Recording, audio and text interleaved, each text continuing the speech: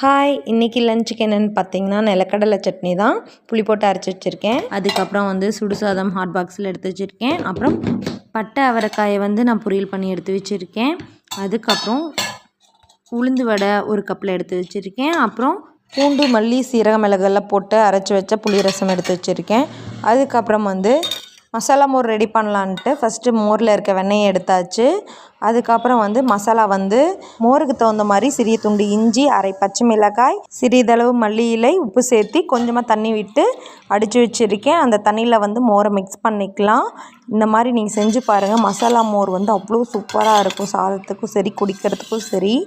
அவ்வளோதான், மோரும் ரெடி ஆகிடுச்சு. ஒரு தட்டுப்பட்டு மூடி வச்சிடலாம். அப்புறம் அவகேடோ வந்து ஈவினிங் ஸ்நாக்ஸ்க்கு எடுத்து வச்சுருக்கோம். இது இந்த கலர் சேஞ்ச் ஆனதுக்கப்புறம் சாப்பிட்லாம்.